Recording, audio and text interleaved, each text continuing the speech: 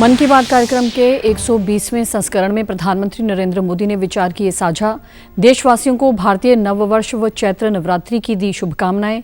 जल संरक्षण, खेल और फिटनेस के प्रति किया जागरूक। पंजाब में 1 जून से बुवाई की जाएगी शुरू। मुख्यमंत्री भगवंत मान ने किया ऐलान। अक्टूबर में नमी ज्यादा होने से फसल बेचने में आने वाली मुश्किलों को देखते हुए लिया फैसला।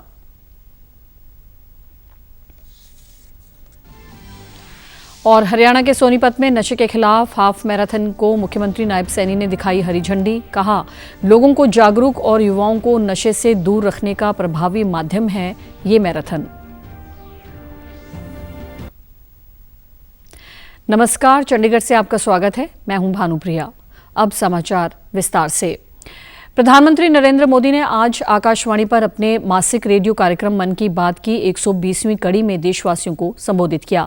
इस दौरान उन्होंने देशवासियों से विचार साझा करते हुए कहा कि खेलो इंडिया पैरा गेम्स पैरा खिलाड़ियों के लिए एक बड़ा मंच बनकर उभरा है। प्रधानमंत्री ने इस प्रतियोगिता में भाग लेने वाले सभी खिलाड़ियों की जमकर सराहना की। पीएम ने जहां फिट इंडिया कार्निवाल की बात कही, वहीं लोगों को योग को अपने जीवन का हिस्सा बनाने के लिए भी प्रोत्साहित किया।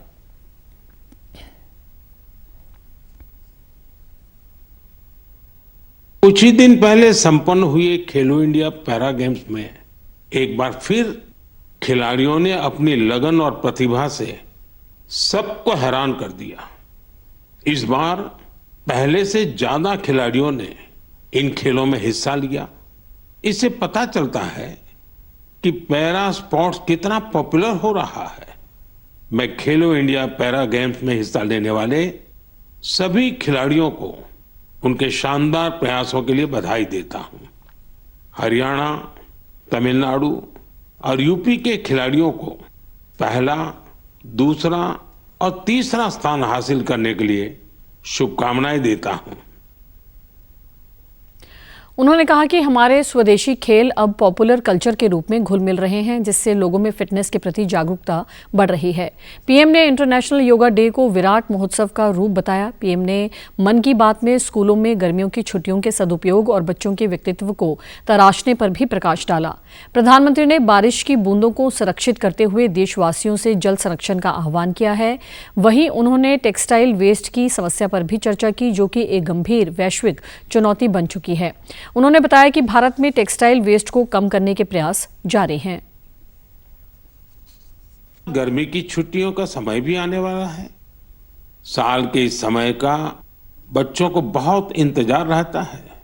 मुझे तो अपने बचपन के दिन याद आ गए, जब मैं और मेरे दोस्त दिन भर कुछ न कुछ उत्पात मचाते रहते थे, लेकिन साथ ही हम कुछ कंस्ट्रक्टिव भी करते थे, सीखते भी थे। गर्मियों के दिन बड़े होते हैं, इसमें बच्चों के पास करने को बहुत कुछ होता है। ये समय किसी नई हॉबी को अपनाने के साथ ही अपने हुनर को और तराशने का भी है। वहीं प्रधानमंत्री नरेंद्र मोदी ने अपने नागपुर दौरे के दौरान सोलर डिफेंस संयंत्र का दौरा किया। साथ ही रक्षा से जुड़े उत्पादों का भी अवलोकन किया। सबसे पहले उन्होंने स्मृति मंदिर में जाकर हेडगेवार की स्मृति पर श्रद्धांजलि अर्पित की। इसके बाद वे दीक्षा भूमि भी गए। पीएम ने लाइव म्यूनिशन और वार हेड परीक्षण सुविधा का भी उद्घाटन किया। आज चंडीगढ़ के सेक्टर 19 स्थित सदर बाजार में स्थानीय निवासियों ने प्रधानमंत्री के मन की बात कार्यक्रम की 120वीं कड़ी को सुना। इस दौरान उन्होंने कहा कि यहां आसपास के क्षेत्र से काफी लोग कार्यक्रम को सुनने के लिए इकट्ठा हुए हैं। चंडीगढ़ में इस कार्यक्रम को बड़े उत्साह के साथ सुना जाता है। लोगों ने कहा कि इस बार पीएम की बातों से उन्हें काफी प्रेरणा, प्रोत्साहन और हौसला मिला है। चाहे वह गर्मियों में पानी बचाने, रीयूज करने का संकल्प हो या दिव्यांग खिलाड़ियों से प्रेरणा की बात हो, फिटनेस पर ध्यान देने की बात हो, हर वर्ग को प्रोत्साहित करते हैं। उन्होंने कहा कि हम चाहते हैं कि प्रधानमंत्री का ये मन की बात कार्यक्रम आगे भी ऐसे ही चलता रहे। हम सब मिलके सुनते हैं और उनकी छोटी छोटी बातों को हम मतलब इतना अच्छा लगता है सुन के कि वो इतना हर बंदे के बारे में इतना अच्छी तरह से सोच सकते हैं। आज जैसे वो दिव्यांग पैरा ओलंपिक उनके बारे में उन्होंने बात की, वो कितना ध्यान देते हैं हर किसी की तरफ। हर बार कोई न कोई मोदी जी कोई नई बात लेके आते हैं, जैसे पक्षियों को पानी देना गर्मियों में, और योग के ऊपर, देश के खिलाड़ियों के ऊपर बहुत अच्छा वो सबको हौसला देते हैं। हम उनका धन्यवाद करते हैं कि उन्होंने जो सुझाव दिए आज बहुत अच्छे लगे, और जो उन्होंने महिला के लिए जो खुद कारोबार करती हैं उनको बहुत बढ़ावा दिया और बहुत ही अच्छा लगा। पंजाब सरकार ने इस बार 1 जून से धान की बुवाई शुरू करने का फैसला किया है। इससे पहले आधा जून बीत जाने के बाद ही धान की बुवाई शुरू की जाती थी। इस दौरान 4 जोन में राज्य के अलग अलग जिलों में धान लगाया जाएगा। यह ऐलान मुख्यमंत्री भगवंत मान ने अपने धुरी दौरे के दौरान किया। उन्होंने कहा कि अक्टूबर महीने में नमी की मात्रा ज्यादा होने के कारण किसानों को अपनी धान की फसल बेचने में काफी मुश्किलों का सामना करना पड़ता है। प्रदेश सरकार ने किसानों को इन समस्याओं से बचाने के लिए धान की बुवाई 10 से 15 दिन पहले शुरू करने का फैसला किया है। मान ने कहा कि धान की बुवाई के दौरान हमारे पास किसानों के लिए हर तरह के पुख्ता प्रबंध है। बिजली और नहरी पानी की कोई कमी नहीं आने देंगे। सरकार ने इस बारे में पूरी रणनीति तैयार कर ली है।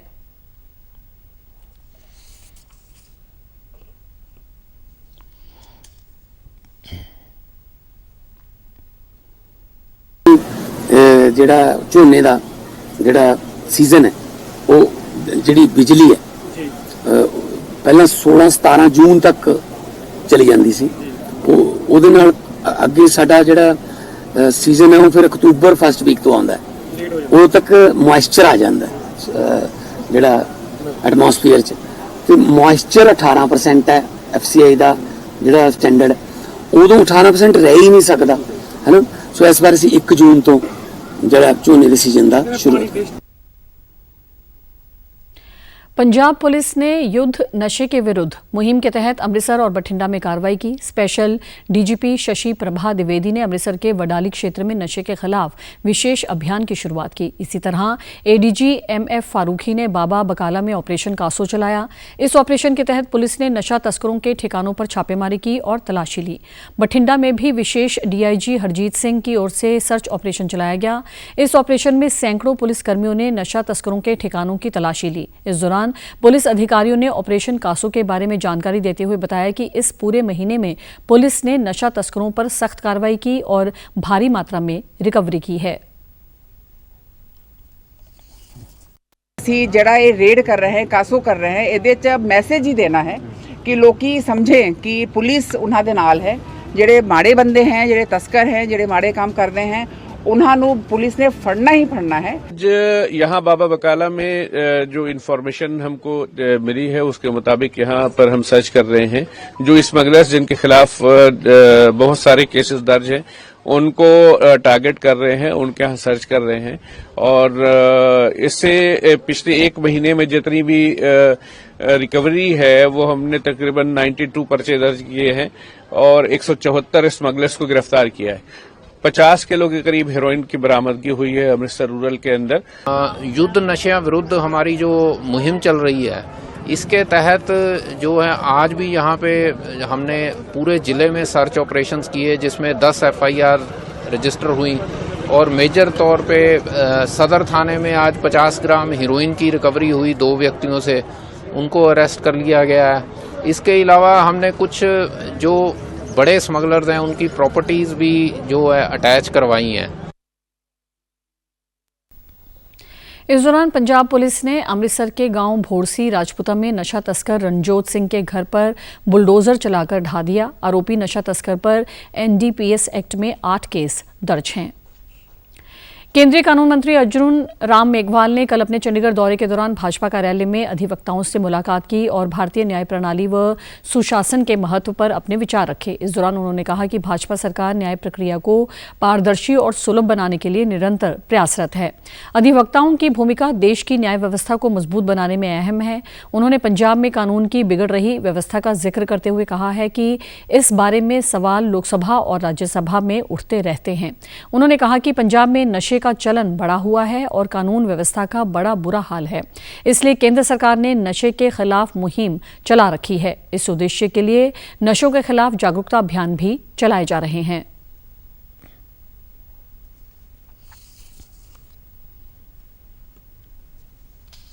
पंजाब में जो लोकसभा में राज्यसभा में विषय उठते रहते हैं, लॉ एंड ऑर्डर बिगड़ा हुआ है, नशे की प्रवृत्ति बढ़ रही है, इसलिए भारत सरकार ने नशे के विरुद्ध अभियान चलाने का, जागरूकता फैलाने का ऐलान भी किया है कि 1 नेशन 1 इलेक्शन ये देश हित में है। इससे गवर्नेंस बेटर होगा। एक साथ चुनाव होने से जो भी चुने जाएंगे जनप्रतिनिधि, उनको काम करने का अवसर ज्यादा मिलेगा। बार बार मॉडल कोड ऑफ कंडक्ट लगने से जो गवर्नेंस में अड़चने समय समय पर आती है वो दूर हो जाएगी। इस मौके पर चंडीगढ़ के भाजपा अध्यक्ष जितेंद्र पाल मल्होत्रा ने कहा कि हमारी सरकार हर नागरिक के कल्याण के लिए प्रतिबद्ध है। अधिवक्ताओं की सक्रिय भागीदारी से हम न्याय व्यवस्था को और बेहतर बना सकते हैं। पंजाब पुलिस के कर्मचारियों द्वारा मारपीट करने के शिकार हुए कर्नल पुष्पिंदर सिंह बाठ का परिवार आज नई दिल्ली में केंद्रीय रक्षा मंत्री राजनाथ सिंह से मुलाकात करेगा। इस दौरान सारे घटनाक्रम से संबंधित जानकारी साझी की जाएगी। 31 मार्च को पीड़ित परिवार पंजाब के मुख्यमंत्री भगवंत सिंह मान से भी मुलाकात करेगा। यह जानकारी बाठ परिवार के नजदीकी रिश्तेदार व भाजपा के वरिष्ठ नेता गुरतेज सिंह ढिल्लों ने पटियाला में प्रेस वार्ता के दौरान दी। उन्होंने कहा कि सीबीआई जांच और अन्य मांगों की पूर्ति तक परिवार अपनी लड़ाई जारी रखेगा। उल्लेखनीय है कि 13 मार्च को पंजाब पुलिस ने पटियाला में कर्नल बाठ और उनके बेटे से मारपीट की थी। हरियाणा को फिट और नशा मुक्त बनाने के उद्देश्य से आज मुख्यमंत्री नायब सिंह सैनी ने सोनीपत के दीनबंधु छोटूराम विज्ञान एवं प्रौद्योगिकी विश्वविद्यालय से हाफ मैराथन को हरी झंडी दिखाकर रवाना किया। इस मौके पर उन्होंने इस आयोजन में शामिल सभी लोगों की प्रशंसा करते हुए कहा कि ये मैराथन खेलों के प्रति जागरूकता बढ़ाने और युवाओं को नशे से दूर रखने का अच्छा और प्रभावी माध्यम है।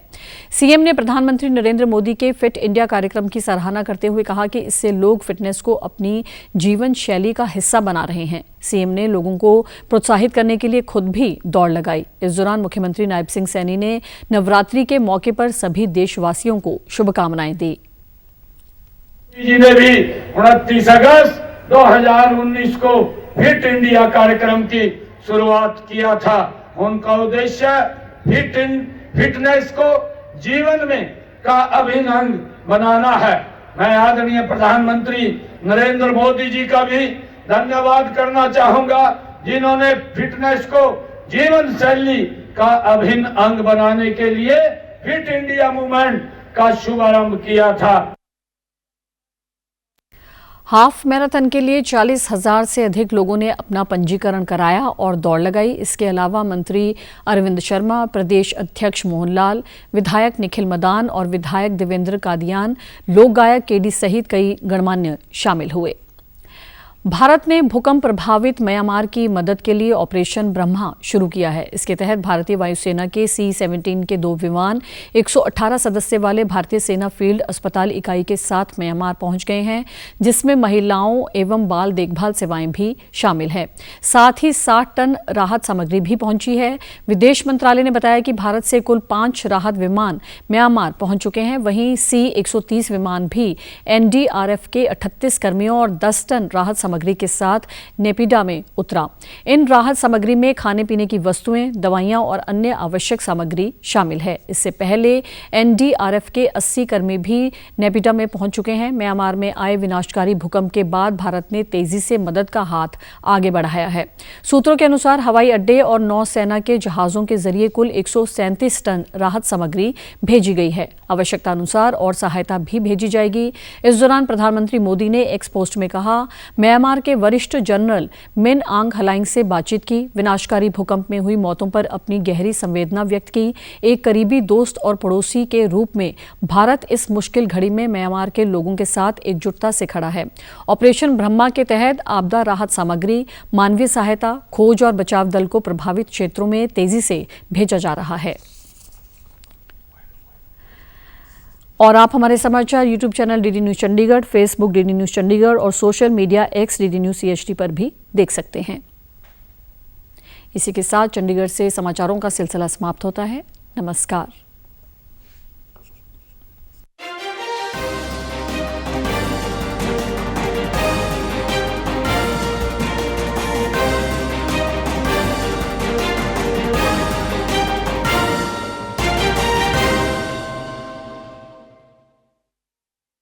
entertainment is